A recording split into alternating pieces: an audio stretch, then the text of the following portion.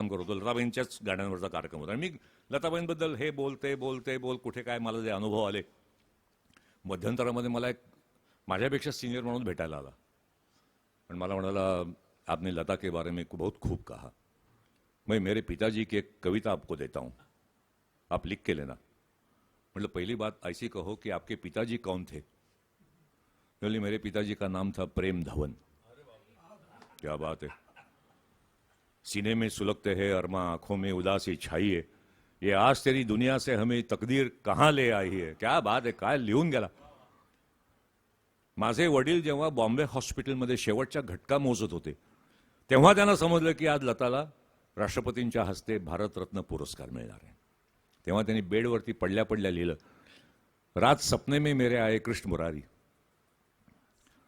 रात सपने में मेरे आए कृष्ण मुरारी पाव पकड़कर मैंने पूछा हे गिरिधारी कहा था तुमने हर युग में आओगे कष्ट मिटाने कहा था तुमने हर युग में आओगे कष्ट मिटाने इस युग में ना आए तुम क्या भूले वचन पुराने बोले वचन नहीं भूला ना भूला पीड़ पराई बोले वचन नहीं भूला ना भूला पीड़ पराई मैंने अपने बदले अपनी बंसी है भिजवाई वो बंसी जो सात सुरों की मधुर तान सुनाए वो बंसी जो सात सुरों की मधुर तान सुनाए प्यार का रस बरसाए दिल का दुख दर्द मिटाए एक बार जो सुन लो हो जाए मसवारा एक बार जो सुन लो उसको हो जाए मतवारा उसकी धुन पर एक भारत क्या झूम रहा सब सारा झूम रहा जग सारा मैंने पूछा भगवन उस बंसी का कोई पता है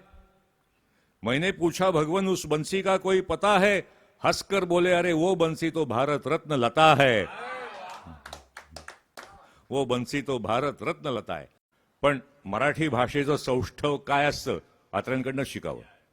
क्या बात आहे लता मंगेशकरच्या 25 वर्ष झाली कारकिर्दीला सौप्य महोत्सव तेव्हा त्याने एक सुंदर अग्रलेख लिहिला होता मराठामध्ये आणि सुंदर छान शीर्षक स्वरलता काय सुरुवात केली होती की पक्षाचं कूजन वाहणारा झरा मोराचं नृत्य पहिल्या पावसातल्या मातीचा गंध याला विशेषण लावण्याच्या फंदात पडू नये त्याचप्रमाणे सच्चा प्रामाणिक सूर त्याला फक्त लता म्हणावं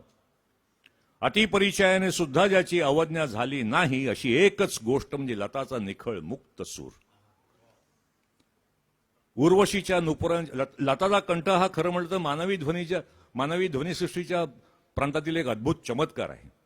उर्वशीच्या नुपुरांची रुंझुण सरस्वतीच्या वीणेचा झंकार आणि कृष्णाच्या मुरलीची साध हे सर्व एकवटून साक्षात विधात्यानेच लताचा कंठ घडवलेला असला पाहिजे लताच्या कंठाला साजेसं अभिवादन करायचंच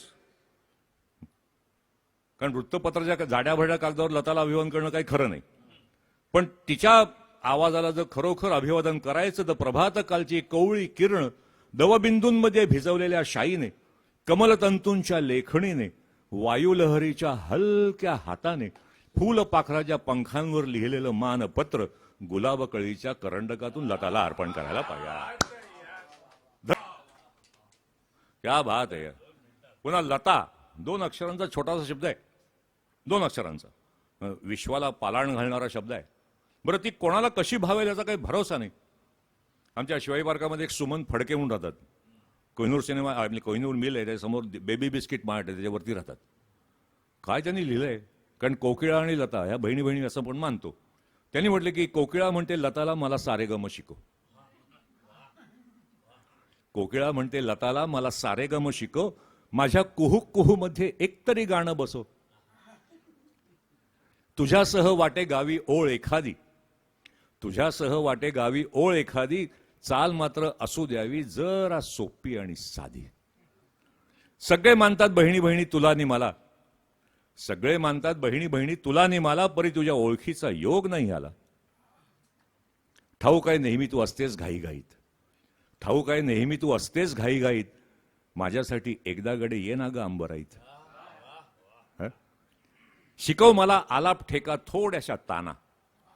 शिकव मला आलाप ठेका थोड्याशा ताना तुझ्या आवाजाची जादू जरा मला कळू दे ना गळ्या शपथ शिकेन त्याचं सार्थक मी करीन कोकिळा म्हणते लताला गळ्या शपथ शिकेन त्याचं सार्थक मी करीन दमते जेव्हा फार तुला उसना आवाज मी देईन